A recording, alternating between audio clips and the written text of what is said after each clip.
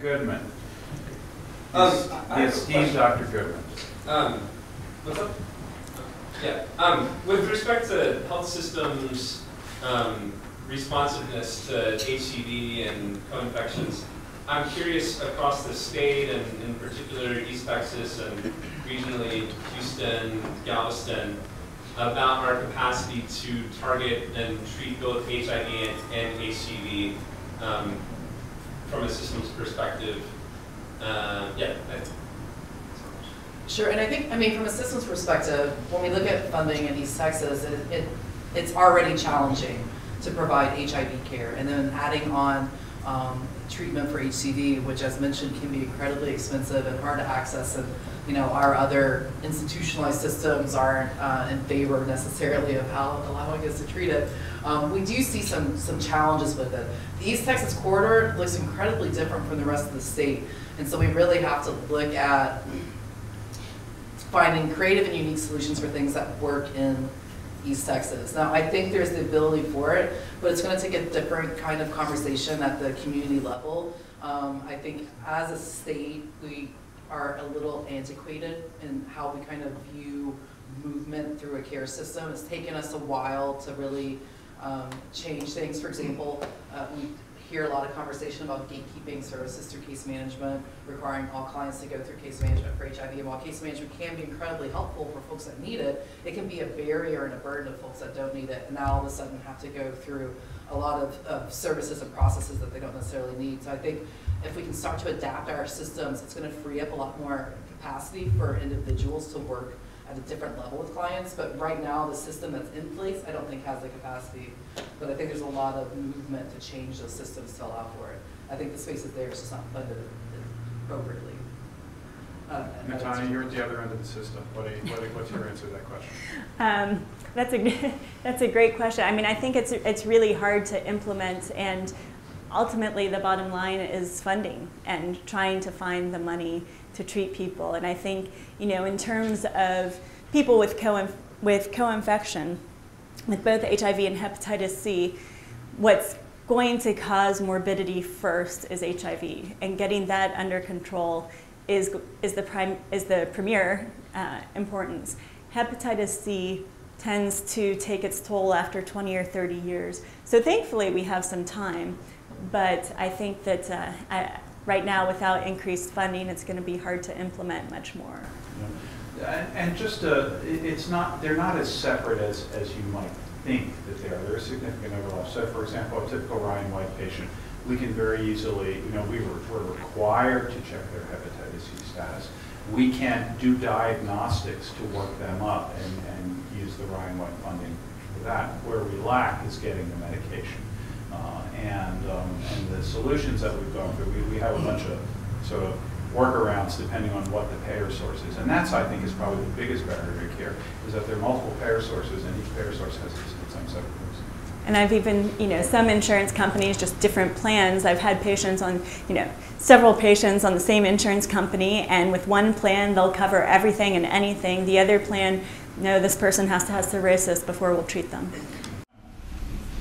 Great talk, John.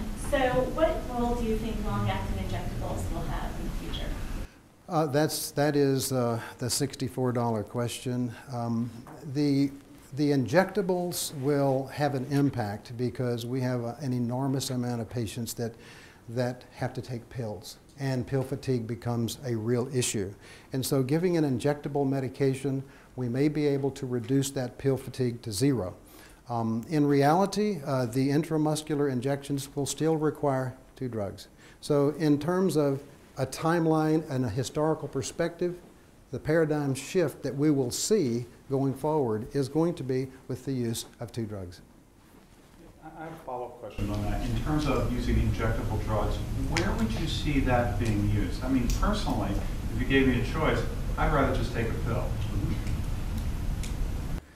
Well, that certainly is going to be an option. And when you look at all of the patients that you have that would be a candidate or not, you're looking at about 1/3 of the population that will probably want to accept taking an intramuscular injection. It is something that is going to be either twice a month, once every 2 months, or it could be once every 1 month. We're not sure where that's going to be for all patients at this point. It's going to be for patients that have really pill fatigue is going to be a major factor that just really need to take the release off of that, the constant grind of taking a pill every single day. Question, Michael? Yeah, I really have 2 questions, I guess. First, what do we know about reduced toxicities in the paradigm from 3 to 2 drugs? And the second, speaking of kind of big, hairy, new potential paradigms, do you see a cure for HIV on the horizon at all that might make the 2-drug paradigm a short-lived period? Okay, let's take the first question first, and that is the adverse event profile of going from 3 drugs to 2 drugs. We are still evaluating the impact on patient care in terms of long-term complications with 2 drugs versus 3. So I'm not sure that we have all of the answers there, but we have a number of answers that we can point to at this point. One, there could be a cost advantage. I mean, that is one that's going to be obvious. There are other patients, other situations where patients may be having adverse events from a previous regimen that when you switch over to the new regimen that may contain 2 different drugs, you may be alleviating whatever side effect that they have. So we are still in the process of evaluating those parameters that will change when you go from a particular regimen, and right now we could have a number of different regimens that the patients could be on, switching over to 2 drugs. Your second question involved, remind me of that one?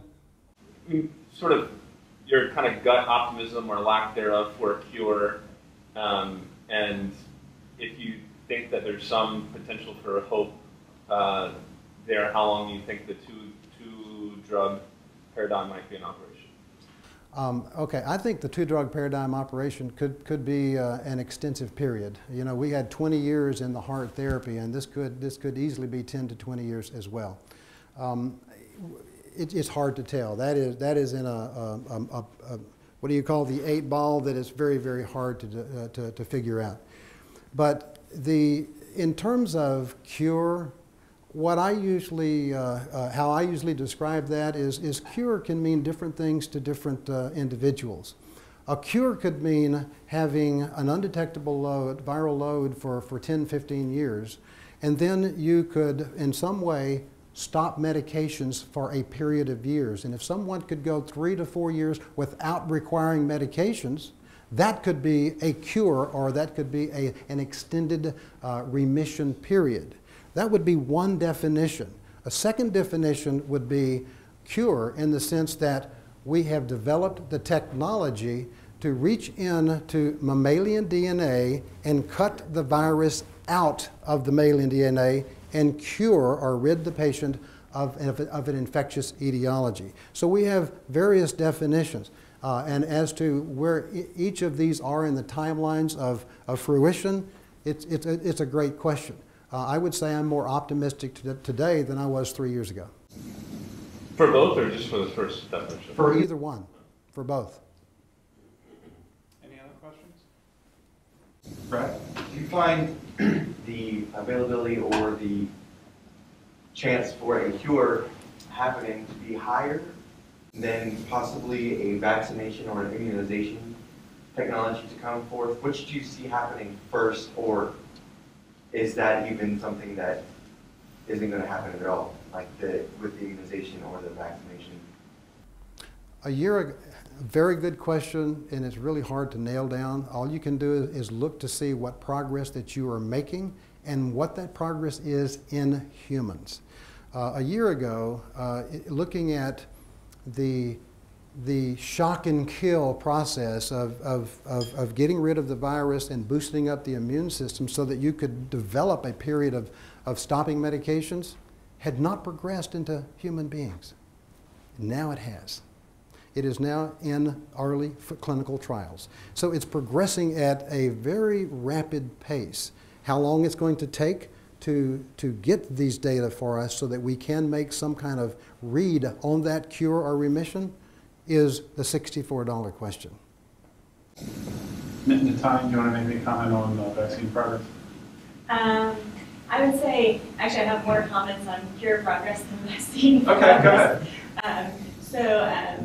So yeah, I think some of them, probably one of the most promising things I've heard about in the last year is the alpha-4 beta-7 antagonist, which essentially blocks HIV from entering cells in the gut where modes of HIV replicates. And monkey models that actually induced the therapeutic, it's called a therapeutic cure, where monkeys could be off of antiretrovirals and have undetectable viral loads. And there are several studies going on right now of vedolizumab, which is the name of that drug. One is in chronic HIV infection that's happening at the NIH. One is an acute HIV infection that's happening in Thailand. And one is in people who are treated with antiretrovirals during acute infection, who are now in chronic infection. That's happening with the AIDS clinical trials group.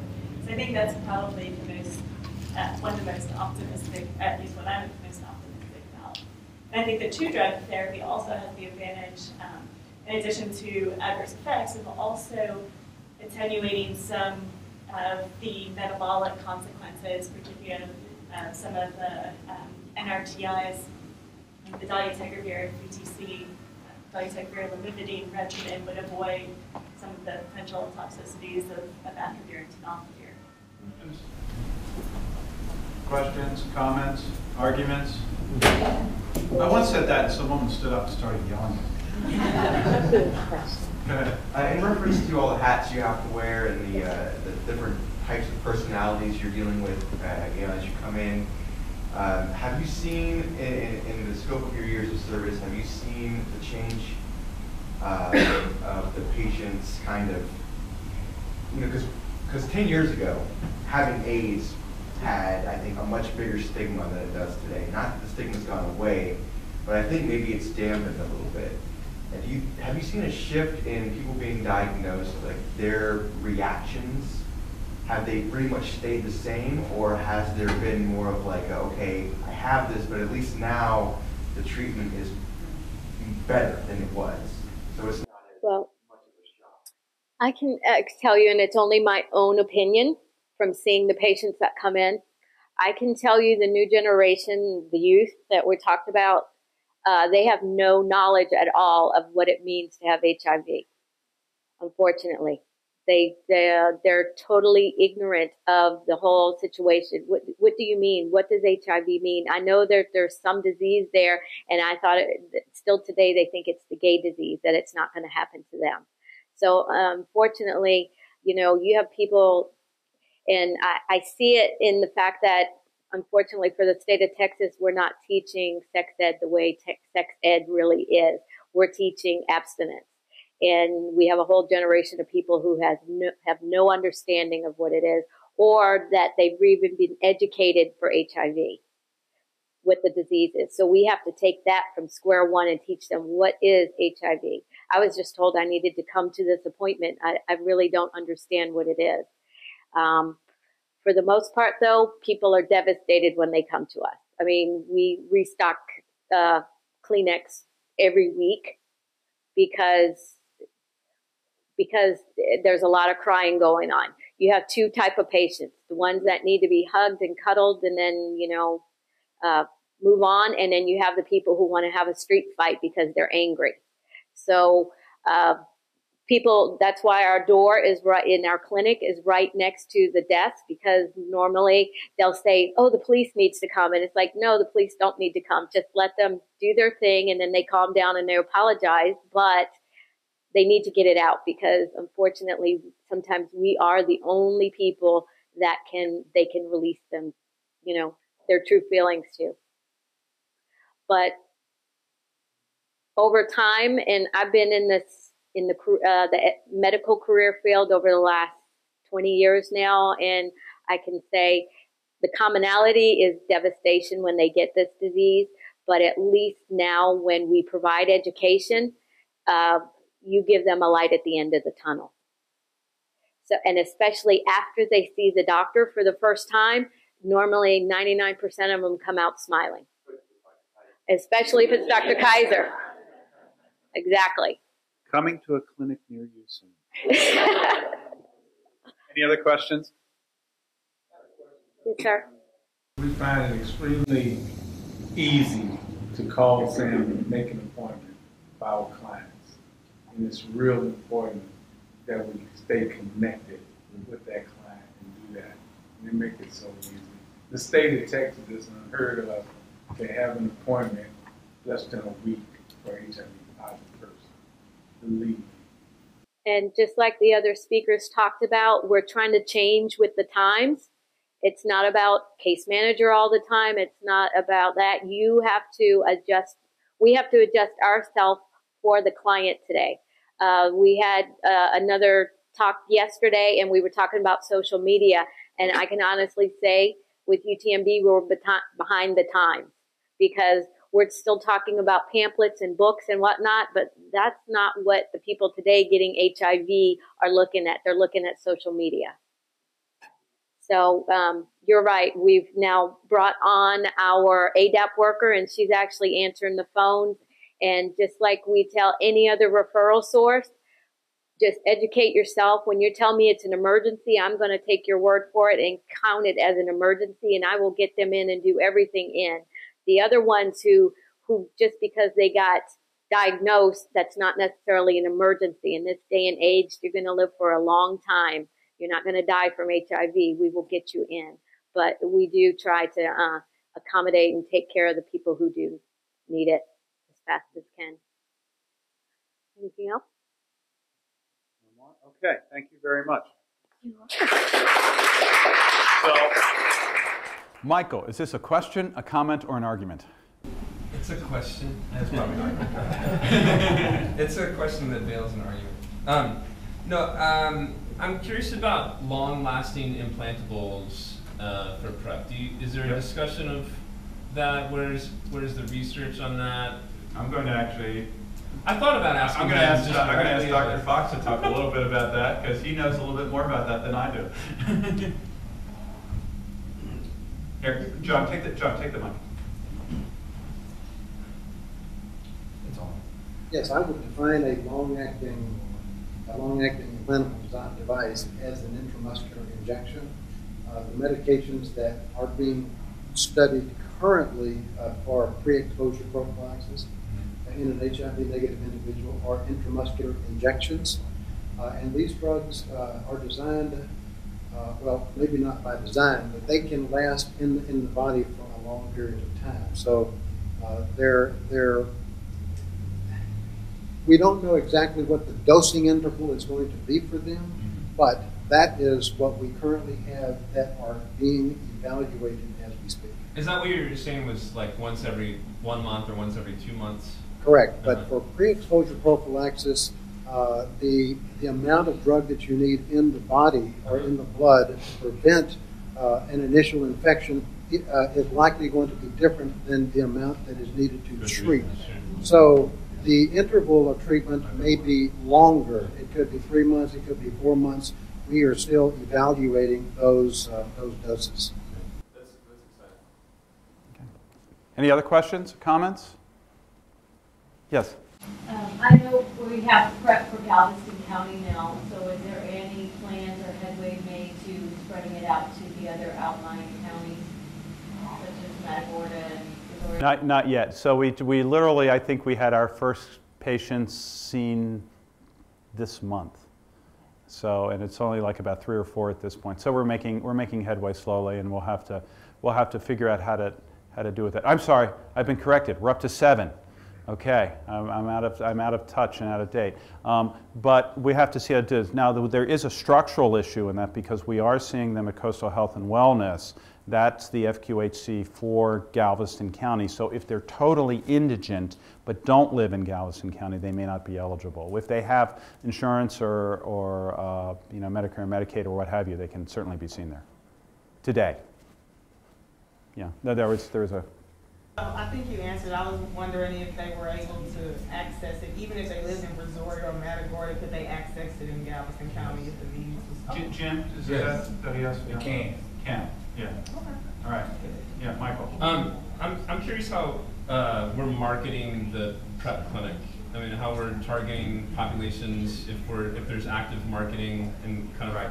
So just getting started, and so the marketing thus far has come from two different areas is where we've been targeting things. One is that through Access Care Coastal Texas has been going around to various gay organizations and gay bars, i.e. that group of high risk, and doing testing. And then Jim is actually involved with the Galveston County STD program. And so that's an area where we identify people at risk because they have STDs and then can be referred as well. That's about it at this point. And so I don't know how much farther we're going to take it. I think we're kind of, we're just getting established and going to see where things go.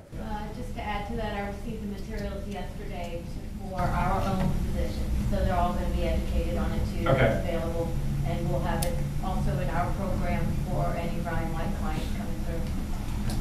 Yeah. Now this is a little off topic because it's not exactly about PrEP, but I think it kind of comes from the same flavor, and we haven't talked as a community a lot about non-occupational PEP. And I was wondering if there was any conversation in these communities around integrating referrals along with PrEP at the same time for folks that are maybe coming in or potentially that window. Yeah, the answer is no, but we're getting to the point where we can. So let me just tell you, it's kind of the state where we were. So UTMB is one of the rape crisis centers, and so there are probably about 200 cases a year that either come from this region or get referred to this region. And one of the things we find is that a lot of people get referred to this region because they'll go into an ER where by law they're required to get care, but then they go, oh, wouldn't you rather go to where they have specialists who do this? So they ship them down here to Galveston. And we actually had a case where a young woman in Galveston was raped at knife point on a Saturday night. And she went to the emergency room Saturday night and Sunday and went home. And then on Wednesday, we open up the Galveston Morning News, and there on the front page is rape suspect arrested. And these ladies go, he's our patient.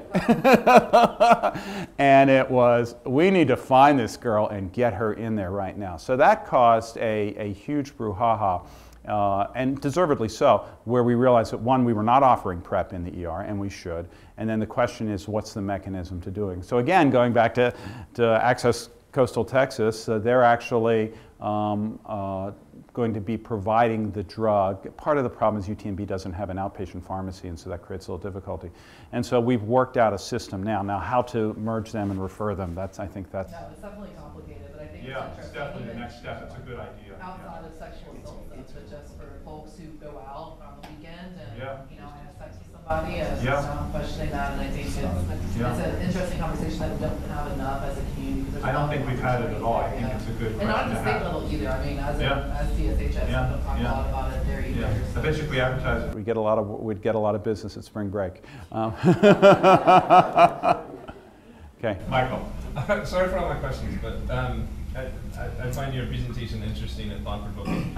I think my last question pertains to kind of clinical expertise required to administer PrEP with an eye towards kind of diffusion of technology. Right. The answer to that, not much. I mean, it really is. It's something that a PA could do, and in fact, in the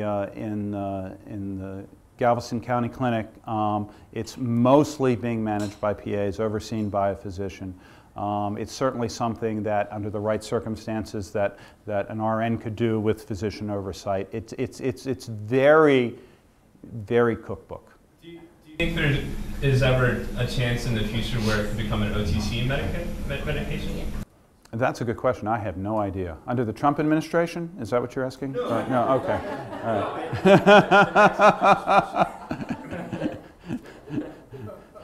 All I don't know the answer to that. Could it be? Yeah, at some point. I mean, it's surprising to me some of the things that have become OTCs. You know, in the past we'd have never dreamed that that you can have Plan B OTC, that you can get EpiPens OTC, that naloxone's going to be OTC. You know, I mean, all of these things where people are recognizing that it's an important thing. So it's possible. All right. Any other questions? Okay. Well, thank you all very much. For me, this has been a very exciting afternoon, and you know, it's been a real pleasure. Thank you for staying engaged, and we've had, you know, it's kind of great here, you know, to be able to have the talk. You forget about the cameras, but at the end of the day, we've got the cameras, and so we've captured all this. And so what our plans are is to get this edited and to have the various talks up and available online, and then be promoting them through the Age Education Training Center. And quite frankly, depending on the kind of response we get, I'd really like to do this again next year, and maybe even expand it in terms of how we do it, and kind of get some lessons learned. But let's have a big applause for all of the speakers. I got to tell you, in academics, we don't give talks like this, right? In fact, in some academic audiences, if we gave a talk like this, we would be skewered because we didn't add someone's little detail, particularly the paper that I co-authored 20 years ago. You know, and so, you know, people have put a lot of work and a lot of effort, and I know people practiced, and I thought it went great, and as an audience, you've been great, and I've enjoyed your questions, and here in this beautiful setting, and enjoy this beautiful mansion. So thank you all again very, very much.